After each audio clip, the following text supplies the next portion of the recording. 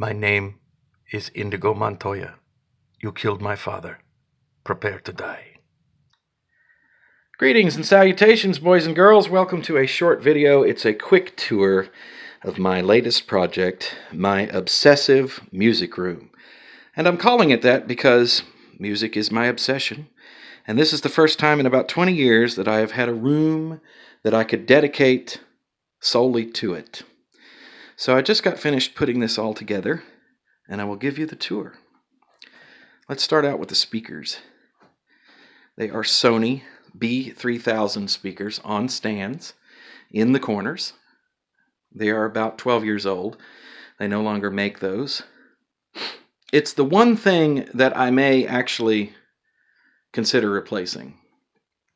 In the middle, we have a lovely cloth divider for $50 that I found on Amazon, and it does exactly what I want it to do. First of all, it reduces some of the echo in this room. The room is still a little too lively for my taste, but I'm going to take care of that because I've got some bare walls, and I'm probably going to put some tapestries up on them. The divider does that, and also it's set between the speakers in such a way that it actually sort of blocks sound from one side of the room getting to another side of the room, which enhances the stereo imaging. It really focuses things. It's very nice indeed. And from the listening position, which is right there on that rug, I am a floor sitter. I do not plan on putting a chair in here. It really makes it sound just gorgeous. Just a lovely stereo separation and lots of detail, so that's really cool indeed. Now, I will get myself situated and sat down on the floor, and we will take a look at what's in the rack. We'll start with what's on top of the rack. This is a Dell Inspiron laptop. It's about 10 years old now, and I have it in here just to play music. I have a whole bunch of MP3s loaded on it that I can just shuffle. And I can also stream things if I want to. And they can stream right into the Sony amplifier down here. This is an STR HD90. I believe that's what it's called. It could be a DH90. I have looked at that 2 or 3 times, and dyslexia keeps kicking in, and I forget exactly what it is. So you can look on my channel. I have a very extensive video about this amplifier. This was one of the cheapest ones on Amazon. I kept seeing them come up, and I kept avoiding them because I thought they were garbage.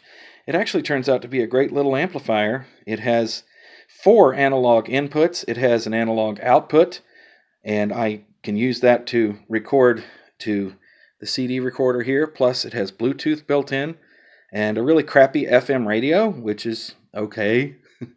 It's not that really a big deal to me, but if you are looking for a real radio, I would suggest that you find a much better one than this. But as a little basic amplifier, it has served me well, and the phono input on it is very nice indeed. Above that, we got a couple of CD players. This is a Tascam CD450. This is a CD player that you would find in a radio station or a recording studio. It's probably about 10 years old now. It has balanced outputs, XLR, and it also has unbalanced outputs, and it has remote triggers, so you can hook it up to a board and push a button and fire it from across the room. And it's a very nice CD player. I bought it used. It probably needs a new transport. That costs about $40 for the parts, but you basically have to gut the thing to put that in, and I'm afraid to do it, so I'm just dealing with it. It plays most everything just fine. There's a couple of CDs I've played in it that it doesn't like, but that's true of pretty much any CD player. And it's mainly here because I might want to dump a couple of tracks from CD down to the CD recorder. And believe it or not, even with the really nice amplifier that's in this CD player, it sounds better if you take the digital output and dump it into the Tascam RW900 Mark II down here, which is a CD recorder. It has a Burr Brown type DAC in it, and it sounds really great. And I use this to dump things from records to CD or from CD to CD if I feel like making mix CDs. It's just a way to make a CD without a computer. Pretty cool indeed. And it's nice to see that somebody is still making a machine like this because they're just nice to have around, and they make excellent CD players. They last forever, especially the professional ones. Let's take a look at the turntables. First turntable here, turntable number 1, we shall call it, is a Fluence RT85. This has a lovely 3-pound acrylic platter. I have a little felt mat on there. It's to add a little VTA. Plus, I'm not really super keen on taking a record and putting it down on something hard like acrylic. I don't like that. Not a big fan of felt either, but it works fine. And this turntable is equipped, shaky cam, sorry about that, with a lovely Audio-Technica. This is a VM 540 ml. Yes, I know in past videos I said I got rid of that cartridge because I thought it was too bright. But I decided to give it another try because so many people in the comments said, oh man, you've got to get that hooked up with the right cables and then it'll sound good. So the cables running from this turntable, it is one of those Project Connect-It semi-balanced cables. These things are not cheap. They're like $70 now.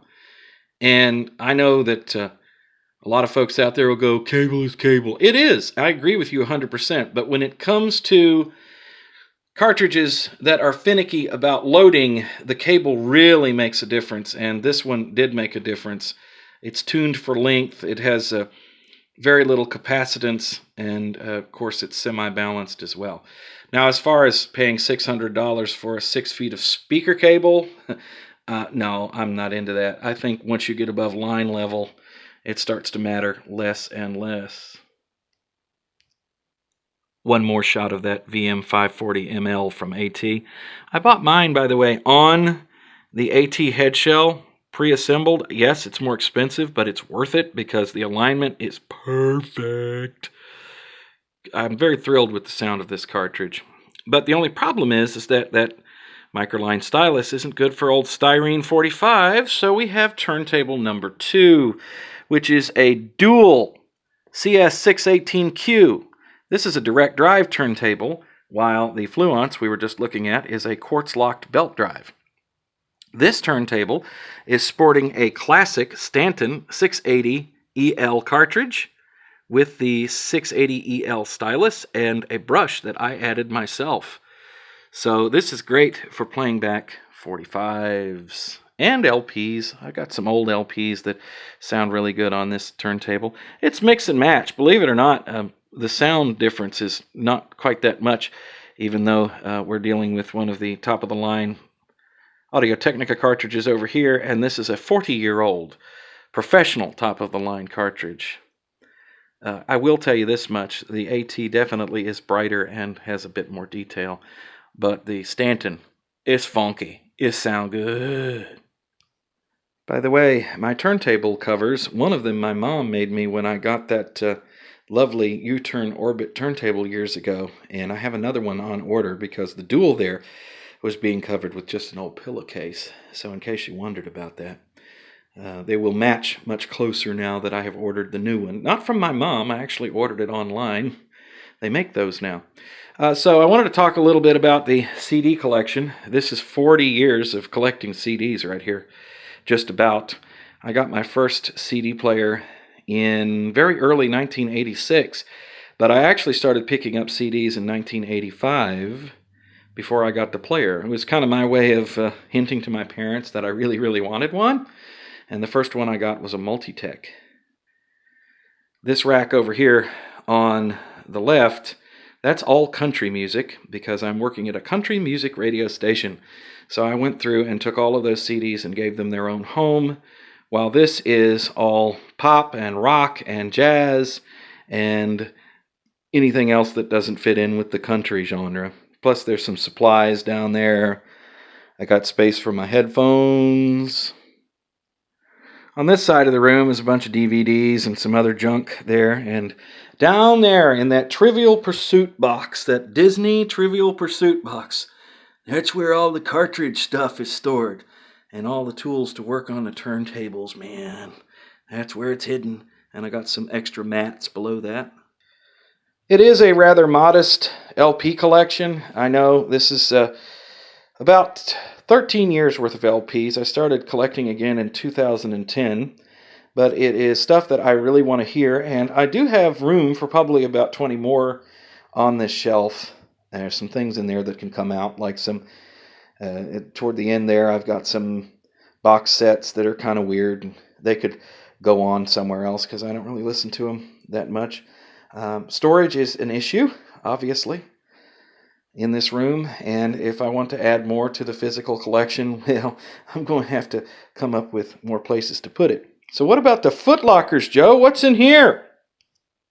45 RPM records. I have way more of these than I do LPs, which is the reason why I have two turntables. One that is better suited for playing polystyrene 45s and old mono LPs, and the other with the microline stylus, which is best saved for clean vinyl with lots of detail. If you play a polystyrene 45 with a microline stylus, you may damage the 45 unless things are set up absolutely perfectly. I was just reading a lovely thread from a fellow who said that he does use microline to play back some of his 45s, especially when doing digital transfers, but he is extremely careful. I'm extremely excited to have this space, man, because it has been so long, and I've had the stereo stuffed in the corner of a bedroom somewhere and things like that, and it's just, you know, your speakers, they can't really breathe in an environment like that. And so that's one of the reasons I haven't bought any new speakers in many, many years, is because no matter what I would buy, they would sound like crap. I think there's a lot of people out there who buy new speakers trying to fix a problem that has more to do with the room setup than anything else. I've worked in a lot of recording studios and radio stations through the years, and so I got a bit of an idea how to tune a room. As you might be able to hear, this one is still a little too live, but I'm going to hang some tapestries up on these blank walls up here, and I think that will help. It sounds wonderful. It's very detailed.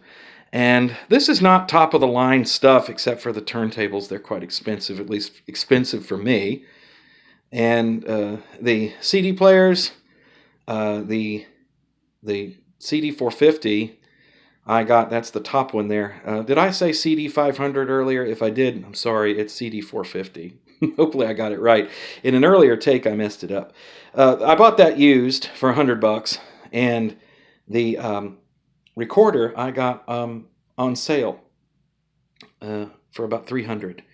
So I wanted to move away from the consumer grade CD players and get something that, first of all, would be able to play all of this lot, and second of all, I just got tired of them breaking. It's like they'd run for about a year, I'd get used ones, and then they'd start skipping, and you got to figure out what to do with it.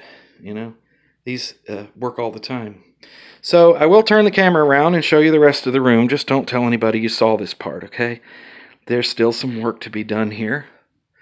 We have some box sets that need to go back on the CD shelf. There's my Spin Clean record cleaner. It's a box of stuff that needs to go somewhere else. And my shelf. And there's Indigo. He's watching over us all. Okay, before we close this out, I will play you a sample of the sound in here. Do keep in mind, this is being recorded on a phone in mono. You're not going to hear really what's going on. But if I don't include it, somebody will say, hey, I wonder what it sounds like. So let me go ahead and give this to you right now. I have some YouTube-friendly music cranked up in CD1. I'm going to kind of turn the camera this way. This is the center position of the room, and here you go.